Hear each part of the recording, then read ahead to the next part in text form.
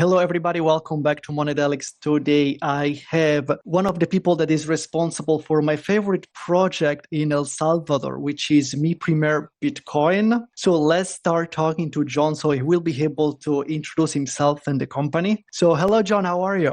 I'm great. How are you doing today? Great. Thank you very much for the opportunity to share with us what you do, because I think it's amazing. And as I was telling you, it's my favorite project in El Salvador. And if someone saw my interview in Bitcoin Basic Podcast, I say it actually at the end. And even if I'm not involved yet with you guys because I've been busy, I'm just moved here to El Salvador. I follow you and I think what you do is amazing because education is key. So, John, can you introduce yourself and also talk to us about how did you get to El Salvador? How did you get into Bitcoin?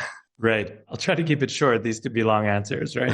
I mean, two Bitcoiners talking about Bitcoin could just, we could go on a lot of tangents. Yeah, my name is John. I'm originally from New York. I've been in El Salvador. I moved to El Salvador in August of last year, and I've been here ever since. I am the founder of Mi Primer Bitcoin, which is a Bitcoin education nonprofit focused on El Salvador. I read an article in early 2013 about Cyprus. There was a bank bail-in there. So quick recap, if people don't know, the government of Cyprus had some financial issues. They had some debt that they needed to pay. So their solution was to take it from the citizens, to give everyone a haircut. They took, I think it was like something like 12% out of everyone's bank account. And I read an article about this and I was obviously not happy, like what the So there was a line in the article that said Bitcoin users unaffected. And I was like, what's Bitcoin? Why is that unaffected? So, I looked up Bitcoin and I started going down the rabbit hole and I was like, wow, this is amazing. This is money that exists outside the control of government. And that is something that is very attractive to me. So going back a little bit further, I had lived in Ecuador for a few years previous to that. There was a revolution, new government that took over, didn't recognize the visa that I had from the old government. I was deported, but in that, the government seized all my assets, right? I had a bank account there and they took everything. So like the importance of separation of money and state was something that was very obvious to me because of personal experience. I was very excited to learn about Bitcoin. I actually bought my first Bitcoin probably within a few days from when I heard about it. And then I lost it the next day. The exchange that I bought it on was hacked. So that's just how Bitcoin was then. So to El Salvador, like I mentioned, I had lived in Ecuador. So Latin America is a place that I'm very fond of. I've spent a good chunk of my adult life in Latin America, living here, mostly in Ecuador, but also Nicaragua and Colombia. So when I heard about Bitcoin, or you know what, I'm sorry, let me back this up a little bit more. I'm trying to keep this short, but there's just so much. During the pandemic, I was in New York. New York was a crazy place. I'm sure the whole world was crazy then, but New York was really wild then. And it really made me think about the world. I spent a lot of time by myself on long walks, just pondering the world. And it seemed clear to me that we were on a path toward a cliff. We were not heading in the right direction and it couldn't last. We needed to change something. Already being in Bitcoin, it just really made me think even deeper about Bitcoin and the role that it might play in the future and how it might bring about a better world. Once out of the pandemic, I actually moved to Ecuador, back to Ecuador then, and I was living there and I helped some people with Bitcoin education there because I realized that no one I knew in Ecuador knew anything about Bitcoin. And those were the people that really needed it more than people in New York. I knew plenty of people in New York that had Bitcoin. They didn't use it, but they had it, right? They had bought it as like an investment. And what a shame if we reimagine the world and make the same mistakes, the same people, the same places that held undue power in the old world. What a shame if they hold it in the new one, in the one that emerges. So I thought it was really important that we focus on places like Ecuador and now El Salvador and make sure that they're at the forefront because they're the ones that need it. So then when I heard about El Salvador, about adopting Bitcoin, then it was just a combination of things that I think are really special and really important. I love Latin America and I love Bitcoin. So it just seemed right. Again, I moved here in August of last year then. When did you start Mi Primer Bitcoin? How did it work? How was the process? Yeah, so kind of like the prehistory was Ecuador of last year when I gave some Bitcoin to someone to teach in their local community by actually giving them Bitcoin so they could actually use it. That was kind of like a trial, if you could say. It just happened twice. But then I thought when I heard about El Salvador, then I thought, could that work for a country rather than just a community? And Honestly, I had no idea, but it seemed something worth pondering. So in the time before I moved to El Salvador in the couple of months, I spent a lot of time just talking about it with friends and trying to wrap my head around it a little bit better, writing a basic mission statement, getting a web page and all that. Having no idea if this was a worthy idea or not. It really became apparent how important education would be. When I arrived like a year and a half ago, Bitcoin Beach was obviously already around and going strong. And shout out to Bitcoin Beach. They're the little project that started it all and changed everything. But aside from Bitcoin Beach, like here in the capital in San Salvador, there was nothing. There was zero Bitcoin adoption, zero Bitcoin knowledge. And it was so strange because we were weeks away from it becoming legal tender and no one knew anything about Bitcoin here. It seemed very apparent how important education would be. So, I met some really great people in those first few weeks, some really great Salvadorians who were new to the space, but curious. They wanted to learn more. They wanted to do more. They wanted to help. By the end of September, we had our first class. It was September 24th of last year was our first class, and humble beginnings. Our first class was in a borrowed yoga studio between sessions, and one person came. And for the whole month of September, we had a total of 3 classes and 5 people came total. We didn't shoot out. It's tough to get started. That's the toughest thing. It's going from 0 to 1. But we've grown very quickly since then. The next month we had 79 and then almost 300 students. And so for the year, a little bit less than 500. And this year we anticipate that we'll have around 10,000 students. We 20x'd from one year to the next. And we expect to do at least that next year. Wow. So let me ask you something. You understand the importance of Bitcoin, like not only practically, but also like philosophically, and meaning we need to separate state from the money because state has too much control. Okay. Now the question is, the people that come to Mi Primer Bitcoin to learn how to use Bitcoin, do they understand that and that's what pushes them to learn about Bitcoin, or how do they get there? It's just because El Salvador has adopted Bitcoin as legal tender. What do you see happening? Yeah, so El Salvador is a really special place, right? Because it is the first country to adopt Bitcoin. So I think the motivations of students here are different than they would be in other places.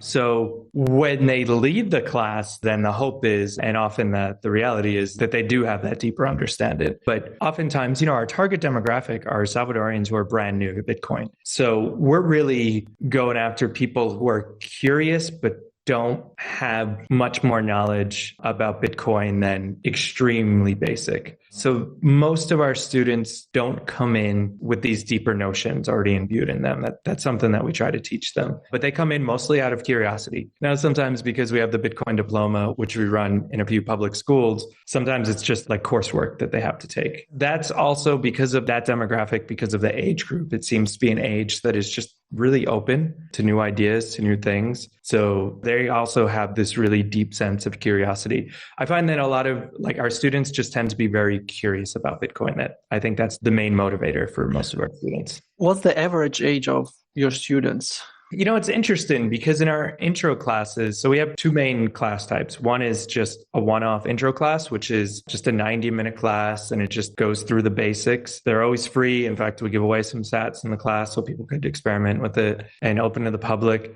And then we have the Bitcoin Diploma, which is a 10-week course, which we teach out of a couple of public high schools. And starting next week, we're going to work with a couple of mayors in the eastern part of the country to teach it out of city halls there. So obviously, when we teach the diploma up until now in the public school system, then they've been teenagers, right? They've been 15, 16, 17 years old. But our intro classes, I would have expected it to skew a little bit younger. But there's a lot of people in 30s, 40s, 50s, people that maybe have their own business and are just trying to wrap their head around what's happening with Bitcoin. I would have expected it to skew a little bit younger than it does. But again, our Bitcoin diploma does skew young, but that's mostly because it's high school. It's in the high school. Yeah, so that's very interesting. And I wanted to touch on a point that you said before about, I live on the beach. I live close to Wiltunco and to Bitcoin Beach. And yes, here it's pretty common Bitcoin.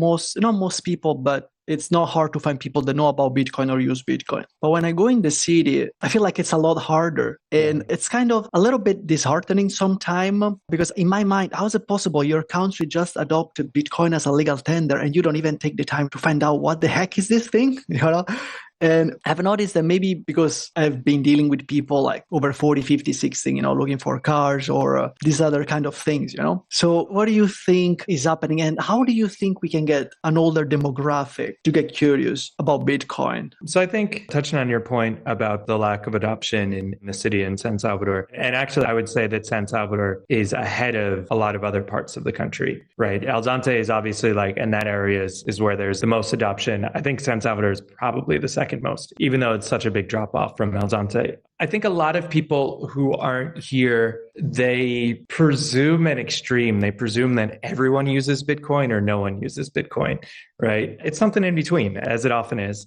The truth is somewhere in between. But I think what's really important, which maybe we should be focusing on, is the trend. Because like I said, a little more than a year ago, it was zero. I mean, yes, there were surely a bunch of people using Bitcoin 2 years ago, 3 years ago, but I'm talking 1 in 1,000, 1 in 10,000. It was essentially zero. And I don't know what the correct estimate is, but let's say, I think in San Salvador, it's probably somewhere between 10 and 20% are Bitcoin users, people that really, they know what they're doing with Bitcoin, right? They grasp at least the basic concepts. They use it at least occasionally. That's from zero, right? On the one hand, that seems like, oh, that number should be higher. But on the other hand, to go from zero to 10 or 20% in what has mostly been a downtrend in price is actually pretty incredible, right? And pretty impressive, yeah. It's quite a clear trend. If we could keep on that trend, then I think we're, slowly, then suddenly, I think things will surprise us. I think what we need in order to fix that, we need a few things. One is time, right? We just need a little bit more time. But another thing is we're all learning lessons. We're all learning what works and what doesn't work. And that's collectively as Bitcoiners, right? We're all kind of learning in our own lives, what is an effective approach here. But also in the different projects that exist here, projects and companies, they're also learning. I could speak just from the point of view of Me Premier Bitcoin, the learning curve is pretty steep, right? I don't have prior experience with this, and most other people in the project, or maybe no one in the project does. And I think that's true across a lot of the space here in El Salvador. So we're learning a lot of lessons. And I anticipate that instead of having 500 to 10,000 students is great, but we're going to go from 10,000 to hundreds of thousands next year. And we're going to do that because we've learned a lot of lessons, right? We learned what works. We made connections and inroads, and we're also just going to be more efficient with our energy, time, resources, all that. So I think the future is bright. And we're definitely on the right track, even though this is a long fight, but I'm confident that the trend is very clear. I agree 100% that the trend is clear. And I think El Salvador has a bright future. That's also why I'm here. And I think people will get to Bitcoin. I just, in my mind, don't understand how people lack curiosity sometimes. But I guess maybe, there's 6 million people in El Salvador. My sample probably is extremely small to have an opinion. It's just that if you go from El Zonte to San Salvador, you feel the difference, and it's kind of, it has an impact. But as you said, if 10, 20% of the population in El Salvador knows and uses Bitcoin, I think it's pretty incredible, to be honest. I thought we were not even in double digits, honestly.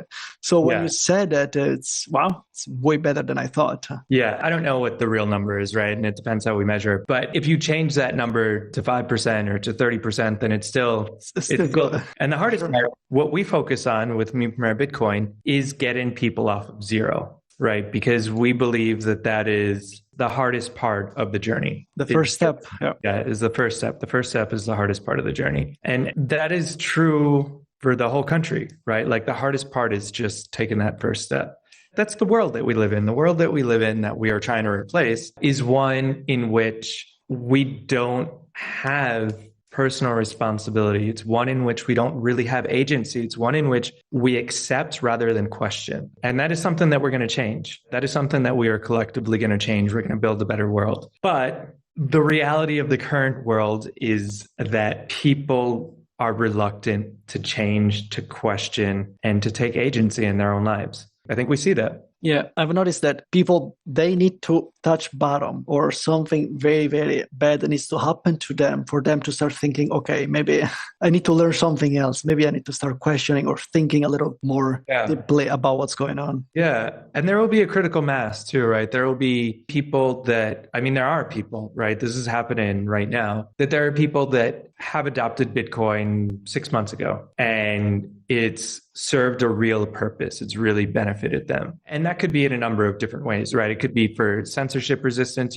people that have family maybe in Venezuela and they found this new way to send value across borders where there's restrictions. It could be people that accept it at their business and they have like a smaller fee than what a credit card would charge. And they got some new customers because of it. So it helps their bottom line. It could be people that were able to connect with the outside world in a way that they weren't. It could be a variety of different things, but there's real benefit in their life. And then their neighbor, their friend, their colleague sees that and they're like, maybe I should look into this. I think there becomes this network effect, which I think we're just starting to see. So, John, what do you think El Salvador government could do better or could do more of it to help the adoption of Bitcoin? Because personally, I don't see a lot of Bitcoin advertising or a lot of push from the government to the people about Bitcoin. What do you think? I think there's definitely a lot of truth in that. I think El Salvador is, again, a pretty unique example because things happen quickly. And I think there was a reason for things to happen quickly, right? From the announcement to the adoption, I think was in the assembly to pass the law. I think it was literally 2 or 3 days later. And then it was 90 days after that where it went into effect. So it was a very fast timeline. There wasn't a lot of time to set up that proper infrastructure. I think something that's really important that the government did that I think maybe is underappreciated is that they have given permission. They have given permission for people to act. We have taken that. Mi Primer Bitcoin has taken that permission, right? What we do here, we wouldn't be able to do in another place. We just started teaching Bitcoin, right? We didn't ask permission from everyone because there's this tacit permission that exists here.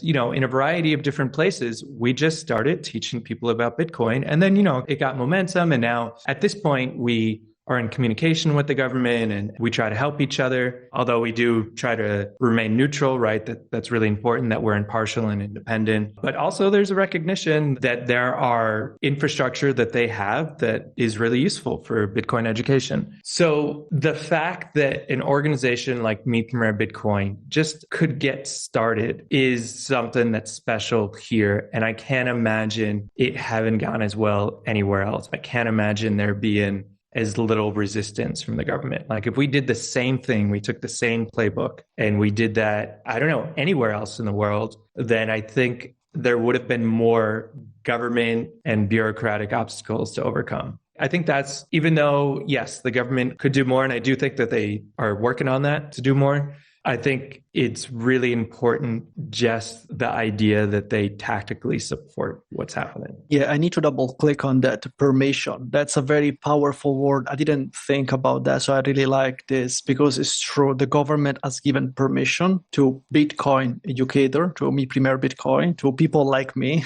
to talk about Bitcoin here, to teach Bitcoin everywhere. Now, if we think about what's happening in Europe, where they're trying to ban Bitcoin, or in China, we go to the other extreme. So the fact that the government has given permission, you're right, it's underappreciated by most people. Yeah, and to have a quick funny now in hindsight, funny personal side that drives home that point. So when I first got into Bitcoin, it was 2013. Shortly afterwards, I moved to England. I went to grad school in England in 2013, 2014. And while I was there, I noticed that there was a pretty significant arbitrage between the price of Bitcoin for pounds and for dollars. There just wasn't much infrastructure to buy Bitcoin in England. So through local Bitcoins, I was able to buy Bitcoins in the United States. I was in England, but buy it with a US bank account and sell it in England for a pretty significant difference. And then just recycle the money. It's actually how I paid for grad school and to live in Europe for 2 years. It was great. And also, I really felt like I was helping people. I sold the first Bitcoin to hundreds of different people. I just made it a little bit easier for them to get Bitcoin. So I felt like, I was doing my small part in things. But one of the people that I sold Bitcoin to, right? I wasn't like KYC people or anything like that. One of the people that I sold Bitcoin to was not a good person. They were a criminal. They were a pretty major criminal. And because there was a transfer from their bank account to my bank account, the police made some presumptions that we were connected, that, more than just this Bitcoin transaction. And actually, it was a pretty significant deal. The police came and they raided my house. Luckily, I wasn't home at the time. There was an investigation, UK major crimes. I wasn't allowed to go to the country for years. I had to explain. I had a lot of interviews where I had to explain the concept of Bitcoin to the police. And, in the end, it was fine. Actually, not totally fine. They also seized all my assets as part of the investigation. And this time, they seized all of my assets in the bank, right? Like the pounds that I had, and none of the Bitcoin, right? So this time, when it happened the second time I had Bitcoin, I was able to avoid some of that. And that really drove home the point. But anyway, it scared me. Nothing happened. I mean, yeah, I lost some money and it was a hassle. But how old were you? 31, 32, somewhere in that range. I felt like I was fortunate to just lose some money, that there weren't legal consequences, that I didn't end up in jail or anything. And, I still was very supportive of Bitcoin. I still love Bitcoin and fully wanted it to succeed, but I didn't do anything because I was afraid to work openly and publicly for Bitcoin, right? Because of the hostility that governments and states had towards it. And I felt like I had a close call and I didn't want another one. I want to take a chance. Yeah. Yeah, I didn't want to take that chance. And it was only when El Salvador announced that they were adopting Bitcoin as legal tender that the idea popped into my head okay, so that means that I don't have to be afraid. I don't have to be afraid to really I think in order to make change, I'm an activist at heart. And in order to make change, you have to be bold. You have to push the envelope. You can't do what the powers that be, the status quo prescribes, right? You have to push. And I feel like there's the permission to do that here more so than anywhere else. That's really important. And El Salvador has been attracting people like me, people like you, so many other people that I think will be willing to push a little bit, and not necessarily to push against the state here, but to push for a change, to push for a different sort of world. There's a sort of permission that exists here that doesn't exist in other places for that. I agree with that. The permission is very important. And you know what I like about the story? It sounds to me like that was your trick to orange pill all the cops in London or in England, wherever you were. How many of these cops after the investigation started buying Bitcoin because I talked to you? I mean, that's a great way to start, we need to do what we need to do. Bitcoin is important.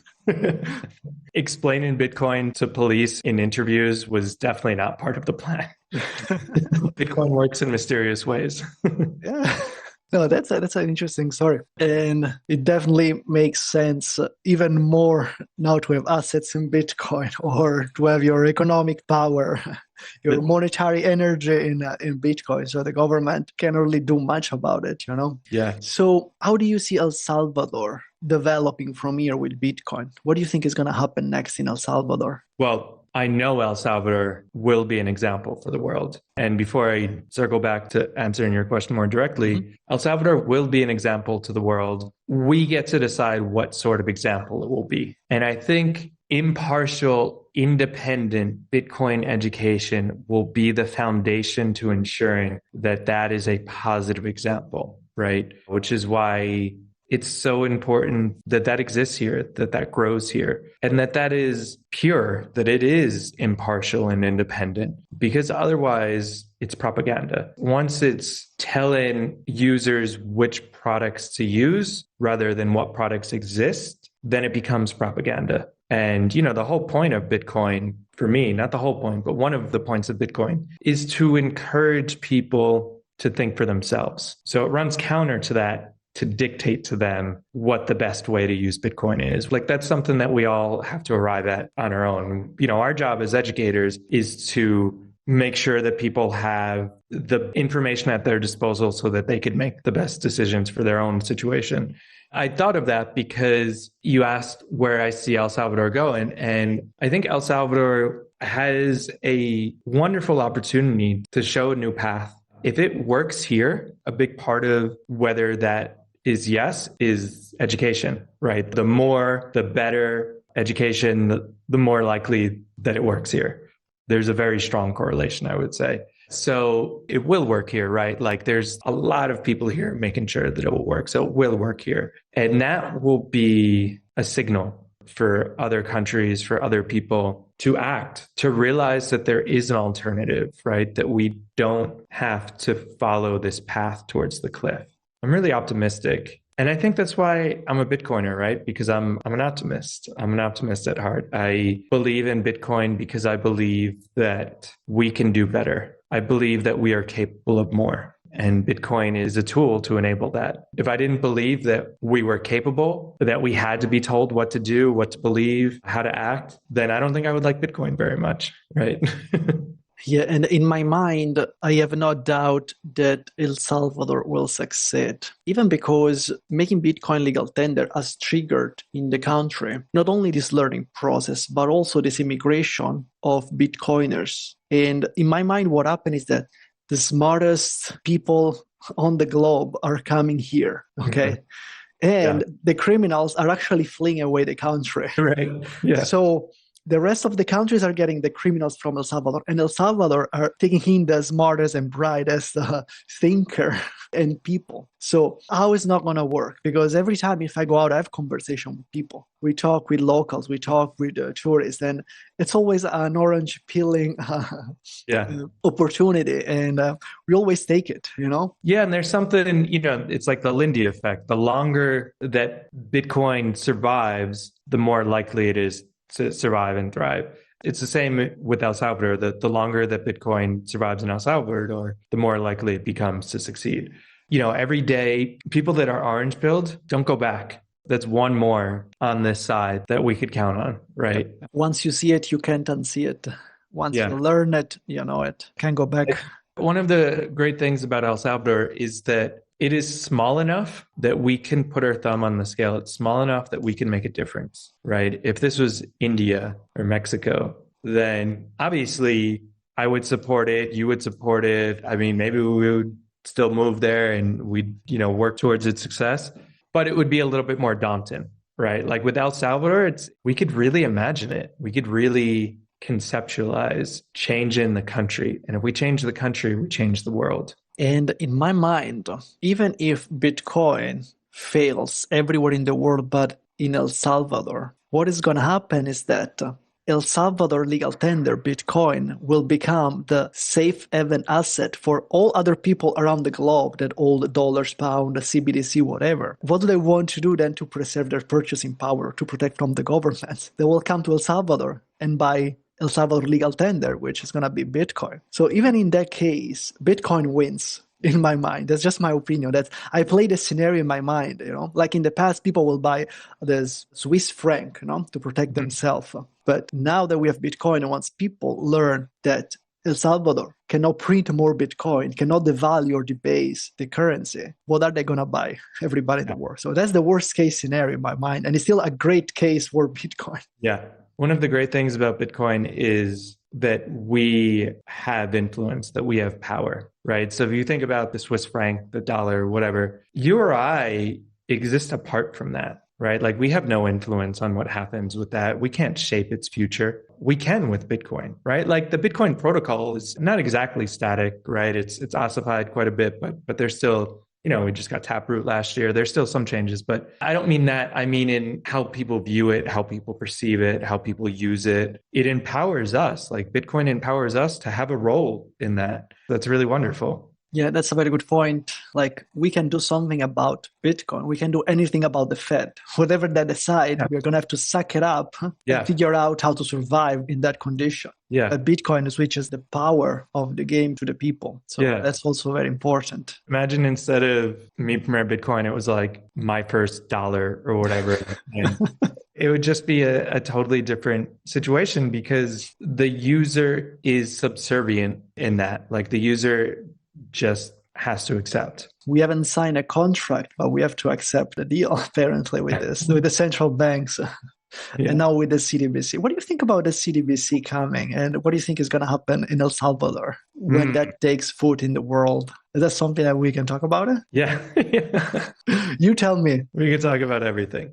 Yeah. So like, I know that the new prime minister in the UK just this week spoke about, I don't know when this is going to come out, but just this week he spoke about his desire to have a CBDC quite directly, quite openly. And I know this is maybe a minority opinion in the Bitcoin space, but I was kind of happy to see that because my fear with central bank digital currencies is that it won't be direct and open, that it will be this roundabout way that they sneak it in, right? That it will be like in the next financial crisis, instead of governments giving a direct deposit or a check or whatever, it will be this currency, right? Or they'll tie it with aid, they'll tie it with other things, and they'll sell it as Bitcoin's great because of X, Y, and Z, but it's bad because of A, B, and C. We're going to get rid of A, B, and C and just give you X, Y, and Z. They're going to market it and sell it in a way that it's not obvious what's happening. And, we are vulnerable to slick marketing campaigns. So when the Prime Minister of the UK spoke pretty openly and directly, like, yeah, we want a central bank digital currency, it was almost a relief to me because that's so transparency is our friend, right? Like the more obvious it is, the easier it is to combat. So I hope that they try to launch their central bank digital currencies as central bank digital currencies, that they don't try to dress it up as something else, because I think that becomes harder to fight against. Although I do want to say my philosophy with life, but specifically with Bitcoin, is that we should never fight against anything. We should just build something better. Rather than fight against the old world, we should build a better world and make the old one obsolete. Don't give them that power. Don't give them that energy. Just put it towards, don't try to burn anything down. Just build something better. I agree with that. There's no point in fighting the system. We need to step out of the system and build our own. And Bitcoin empowers us in doing that, because you can compete with this enemy. You can only change the rule of the game, and Bitcoin let us do that. Mm-hmm. So, because up until now, they made the rules, but now Bitcoin let us do the rules. So let's see, I'm optimistic. Yeah. Let me ask you about Mi Primer Bitcoin. I want to talk about it. Are you guys also teaching why CBDC are bad in the curriculum now, in the Mi Primer Bitcoin? Have you thought about that? That's not a focus that we have now. I mean, there could be a point where we do have to focus on that more. But I think the idea that we have is when the student leaves the class, then they are a little bit more able to think for themselves. And I think the more able we all are to think for ourselves and to think critically, the less likely central bank digital currencies will have success. So in our own way, we're fighting against it, but maybe not very directly. That makes sense. How do you find people to help you? And how many people are helping you with Mi Primer Bitcoin at this point? Yeah. How big is your team?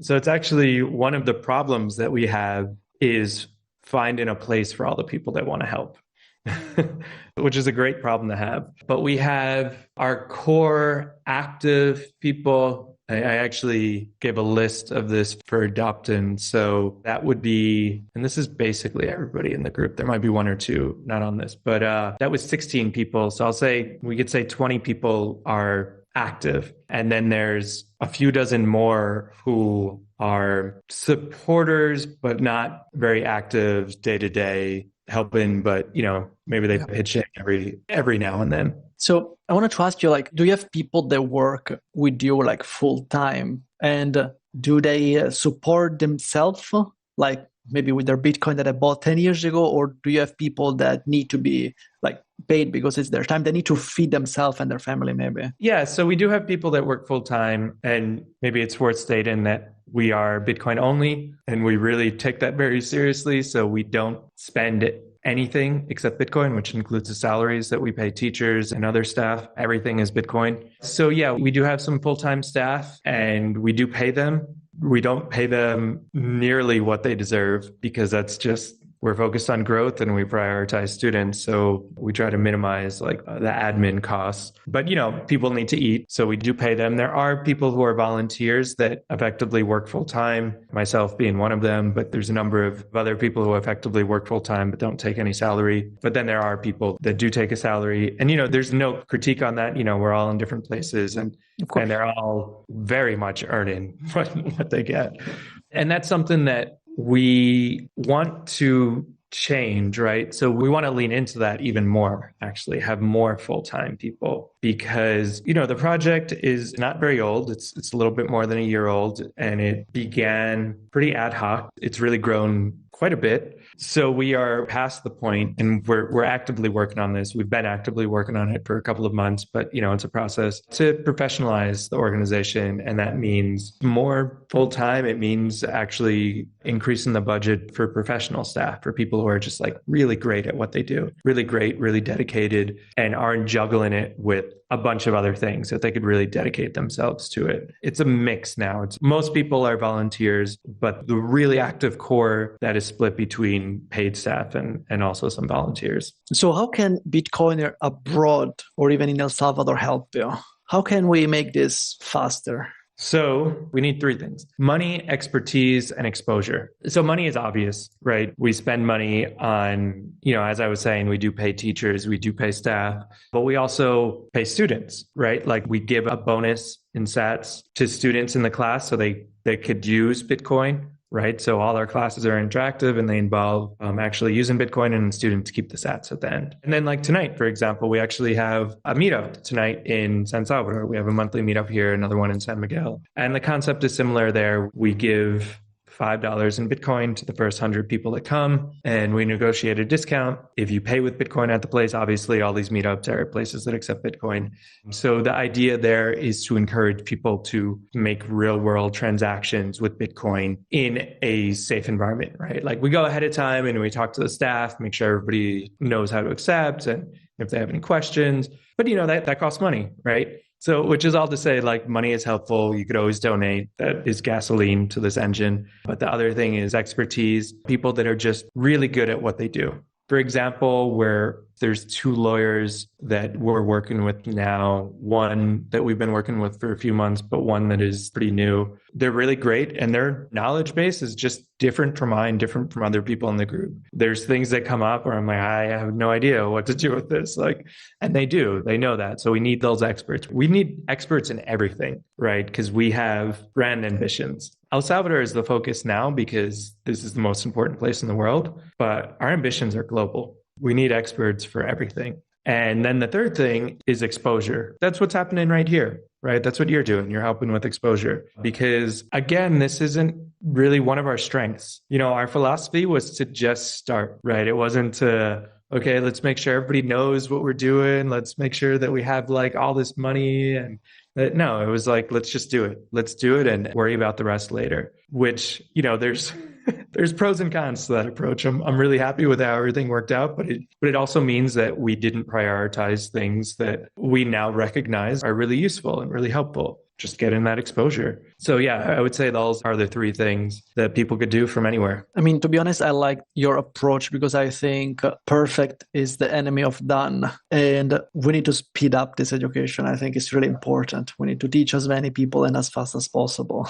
Our teachers are all Salvadorians. So the project is international. It's mostly Salvadorians, but there's a fair mix of international people in there as well. But the teachers are all Salvadorians. And a lot of them are bilingual, but not all of them are. And one of the things that we want to do is we just want to support everyone that works with the organization. So we have a lot of internal classes, like more advanced classes about Bitcoin for the teachers. And also we want to start to offer English classes to everybody that works with us. So, there's like language is not a barrier. Anybody can help. Wow. Okay. Yeah, that's good to hear because my Spanish is not great yet. So it's challenging for me to teach Spanish speaking people. But when people speak English, it's a different game. So recently you guys had your book open source, your educational material open source, right? Can I ask you what was the motivation behind that decision? Yeah, so I happen to have it right here. Nice visual aid. Wow. This is the third edition. We started the first class of the first Bitcoin diploma was April 23rd, and we did not have a lot of time to prepare for that. We just had a few weeks to create the curriculum for it, which was a, pretty ambitious task. And in fact, the first one, we only had the first few weeks. We were still like building the curriculum even after the course started. It was just, the timeline was very crunched there. So in recognition that we would learn as we go, we would get feedback from students, and just with time, be like, what if we did this differently, that we would be able to improve. So every 10 weeks, we're now in the third group, like the third session, I guess, which is why we're on the third edition. When that 10 weeks ended, we immediately started a new group, and with the second edition and now a third edition. And just a cool aside, the first group was one school, 38 students. By the second group, it was two schools, 100 students.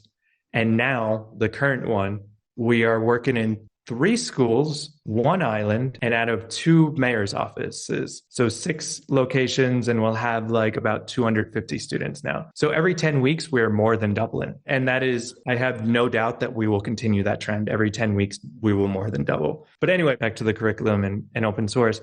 Because it was rushed, we didn't think that version 1, version 2 were the best ones to share widely. There's going to be a version 4. There's going to be a version 5. We're going to continue to improve and learn lessons because that's how we should all approach life, I think, right? Like we could always do better. We could always improve. Don't let perfect be the enemy of good, but there's always lessons to learn. So we'll continue to improve, but we feel pretty good about version 3. We feel like, yes, we will improve it. There are things that surely we could do better. We'll get feedback and be like, yeah, we should do that.